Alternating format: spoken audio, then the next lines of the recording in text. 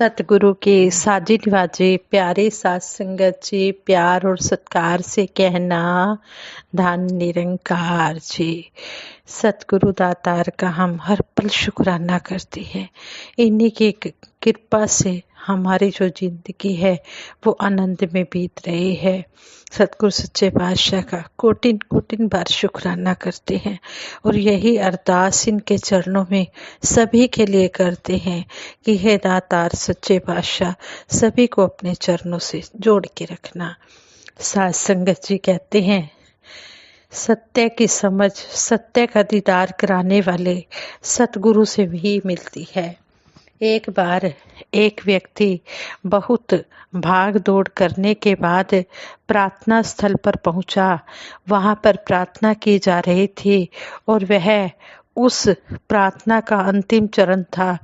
जब वह व्यक्ति उस स्थान पर पहुंचा तो वह केवल इतना सुन पाया कि प्रार्थना करने का कोई अर्थ नहीं, प्रार्थना सत्र में ना आए, प्रार्थना स्थल में ना आए। उस व्यक्ति को कुछ अजीब सा लगा जरूर, लेकिन कारण जाने बिना उसने सतवचन करने का अंधा अनुकरण कर लिया।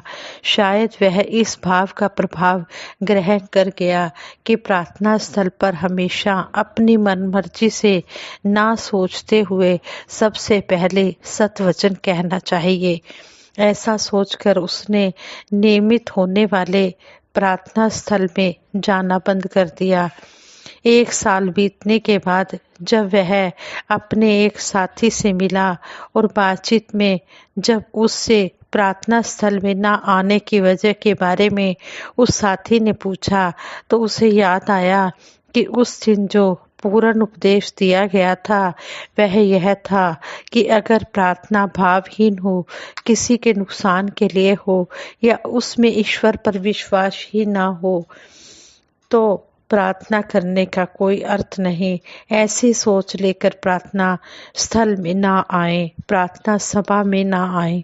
अब यह था पूरा उपदेश, लेकिन देरी से जाने के कारण वह केवल आधे उपदेश को ही सुन पाया कि प्रार्थना करने का कोई अर्थ नहीं, प्रार्थना स्थल में ना आए। उसको सुन पाया और बिना विवेक अपनाए, बिना वचन पर सोच विचार किए उसने उस बात को पूरी तरह से सच मान लिया। लेकिन असलियत में सत वचन कहने से पहले यह अच्छी तरह जान लेना चाहिए कि मैंने उस वचन को ठीक से सुना, समझा है या नहीं।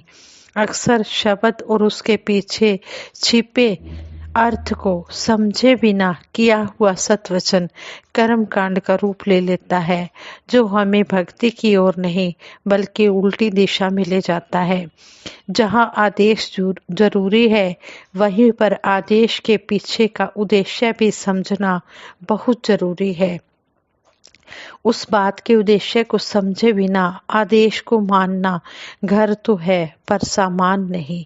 इसलिए पूरी सच्चाई अर्थात केवल शब्द नहीं बल्कि उसका भाव और उस मकसद को सामने रखकर उसे हृदय में धारण करना चाहिए।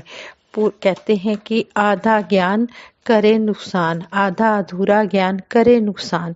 जब तक हम पूरी बात को अच्छी तरह से सुन ना लें तब तक हम उस पर विचार ना करें।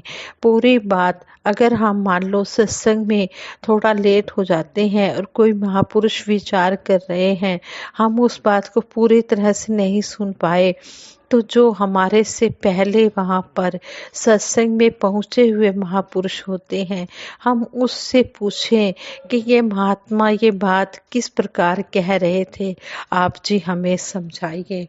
कहने का भाव सतगुरु का यही है कि पूरी बात को जाने बिना हम उस पर विचार ना करें, उस पर सोच विचार ना करें। पूरी बात को जाने बिना हम उस बात को कर्म कांड का रूप ना बना लें।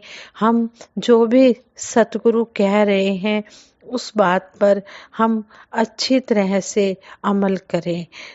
कहते हैं कि एक गुनाहगार अपने अपराध को छिपाने के लिए तब तक झूठ बोलता जाता है जब तक वह पकड़ा ना जाए।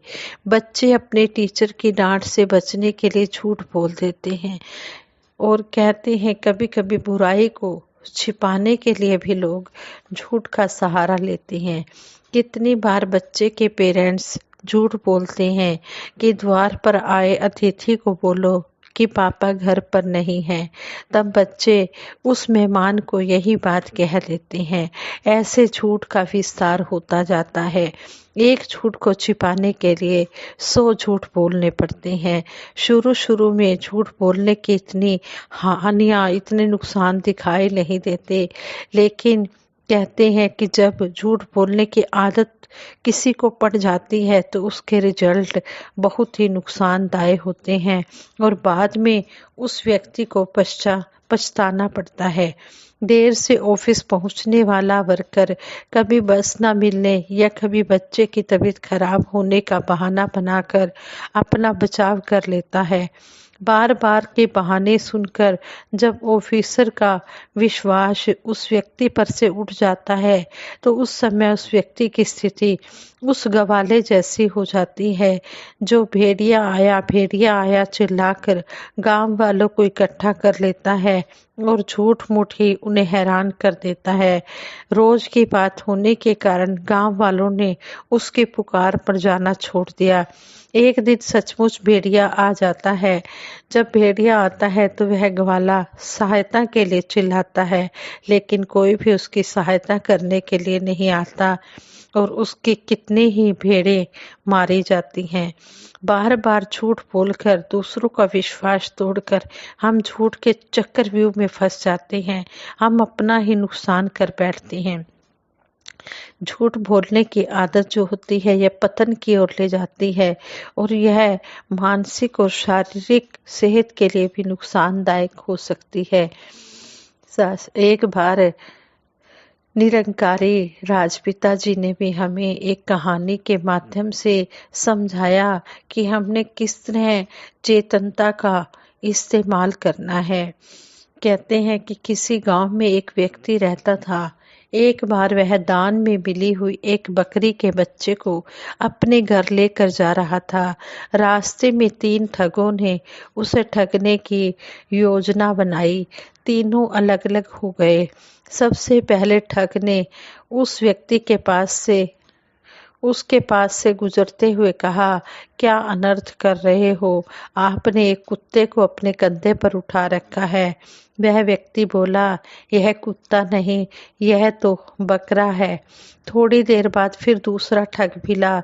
उसने भी उस व्यक्ति से यही बात कही कि आपको अपने कंधे पर कुत्ता नहीं उठाना चाहिए था।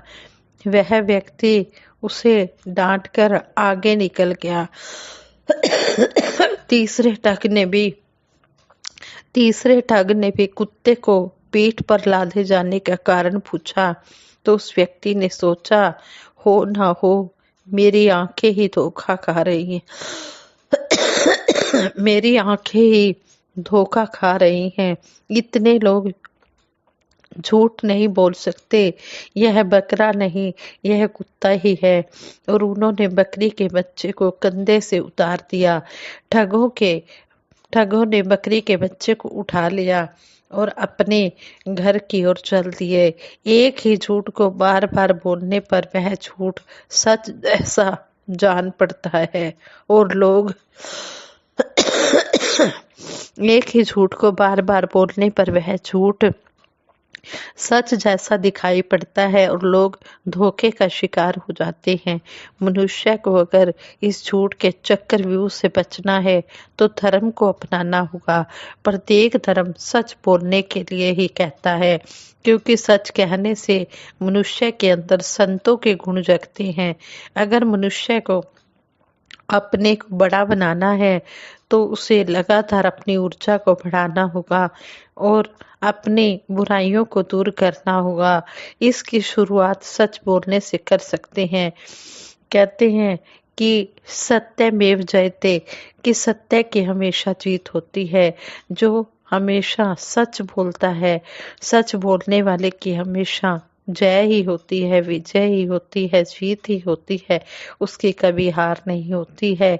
और इसीलिए हमें सतगुरु बार बार समझाते हैं कि हमने चेतन और सजग रहकर भक्ति करते चले जाना है। कोई कितना भी हमें डुलायमान करने की कोशिश करे, हमने उनकी बातों में नहीं आना है। इस ब्रह्म ज्ञान को पाकर, इस सत्य के साथ जुड़कर हमने अटल रहना है। मेरा डोले न इतबार, बख्शो श्रद्धा भक्ति प्यार, करा मैं संतां दा सत्कार। कोई कितना भी हमें डुलायमान करने की कोशिश करे, हमने अपने ब्रह्म ज्ञान पर दृढ़ विश्वास के साथ खड़े रहना है, अटल रहना है। हमने अपने विश्वास को कभी भी डोलने नहीं देना और सतगुरु दातार के चरणों में हर पल यही अरदास करनी है, हे सच्चे पातशाह, जिस तरह आप जी ने ये भक्ति का रास्ता दिखाया है, हमें भक्ति पर चलना सिखाया है, इसी तरह हमारी उंगली पकड़ कर रखना।